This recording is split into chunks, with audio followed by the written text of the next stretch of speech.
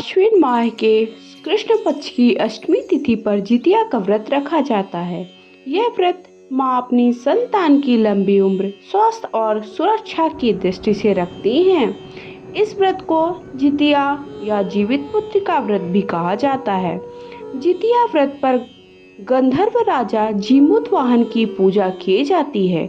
यह व्रत विशेषकर बिहार, उत्तर प्रदेश और झारखंड जैसे जगहों पर रखा जाता है। तो साल 2024 में जितिया का व्रत कब रखा जाएगा और आपको पूजा कैसे करनी है?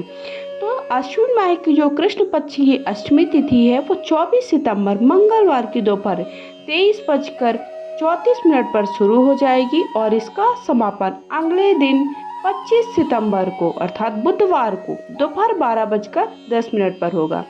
तो देखिए, जो सुबह की तिथि होती है वो मान्य होती है, तो इस हिसाब से हमें व्रत कब रखना है? 25 सितंबर को।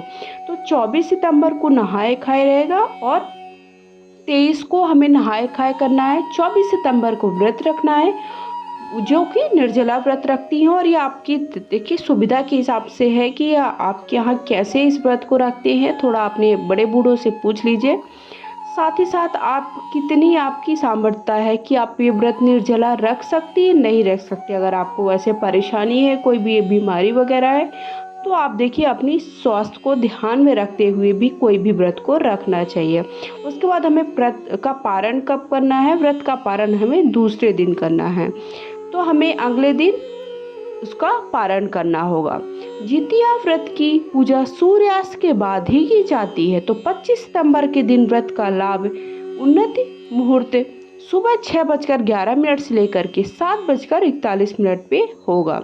वहीं पर अमृत जो योग है वो बहुत ही शुभ माना जाता है। वो 7:41 से लेकर के 9:12 के बीच में है। इन जो शुभ मुहूर्त पर ही आपको पूजा करना है। पूजा कैसे करनी है? तो पूजा करने के लिए सुबह स्नान के पश्चात भगवान जीमूतवाहन का ध्यान करके व्रत का संकल्प ले लीजिए। भगवान सूर्य नारायण की प्रतिमा को स्नान कराया जाता है। कुशा से बनी भगवान जीमूतवाहन की प्रतिमा के समक्ष धूप, दीप, चावल समेत पुष्प आदि अर्पित किए जाते हैं। मिट्टी और गाय के गोबर से चील और सियारिन की मूर्ति बनाई जाती है। साथ ही भगवान सूर्य नारायण की आरती की जाती है। इसके बाद विधि विधान से भगवान जीमूतवाहन की पूजा करने के बाद जितिया व्रत की कथा पढ़नी चाहिए। जितिया व्रत की कथा का वीडियो आप सबको चैनल पे मिल जाएगा। आरती गाने के बाद भोग लगाकर पूजा का हमें समापन करना होता है। जितिया व्रत का पारण हमें अगले दिन करना है। देखिए, हमें एक दिन पहले नहाए खाए होता है, दूसरे दिन हमें व्रत रखना होता है, तीसरे दिन व्रत का पारण 25 सितंबर के दिन जितिया व्रत रखा जाएगा। तो हमें व्रत का पारण कब करना है? 26 को। तो देखिए 24 को हम नहाए खाए करेंगे, 25 को व्रत रखेंगे और 26 के दिन गुरुवार के दिन व्रत का पारण करेंगे। व्रत का पारण का शुभ मुहूर्त क्या है, कब हमें पारण करना है? तो सूर्योदय के बाद 6:12 पर होगा, तब आप उस समय पर व्रत का पारण कर सकते। तो व्रत किस दिन रखना है? आपको 25 को रखना है और 24 तारीख को आपको नहाए खाए करना है और 26 को उसका पारण करना है।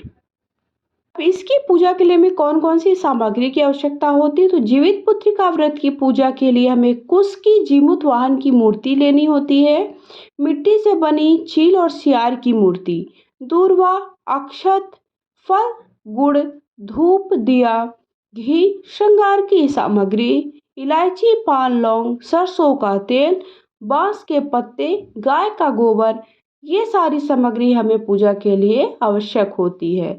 तो इस दिन सुबह स्नान कर लीजिए। उसके बाद सूर्य देव की पूजा करके घर के मंदिर में एक चौकी रखें, उस पर लाल कपड़ा बिछा लीजिए। कपड़े के ऊपर थाली रखें, थाली में सूर्य नारायण की मूर्ति को स्थापित कर उन्हें दूध से स्नान कराएं। सूर्य नारायण की दीपक और धूप से आरती करें। इसके बाद भोग लगाकर आरती करें। मिट्टी और गाय के गोबर की जो सियार और चील बनाए हैं उनकी भी पूजा करें। कुशा से बनी जीमूतवाहन की प्रतिमा को की भी पूजा करें। जीमूत वाहन की प्रतिमा को धूप दीप फूल चावल अर्पित करें। फिर उसके बाद व्रत की कथा सुने और प्रणाम कर पर संतान की लंबी उम्र के लिए जीमूत वाहन और चील सियार से प्रार्थना करें। उसके साथ साथ सूर्य नारायण से भी आप प्रार्थना करें। जितिया व्रत की कथा सुननी चाहिए और अंत में हमें आरती करके घर के बड़े बूढ़ों का आशीर्वाद लेना चाहिए। वीडियो थोड़ा भी पसंद आए तो लाइक शेयर करके चैनल को सब्सक्राइब कर लीजिएगा।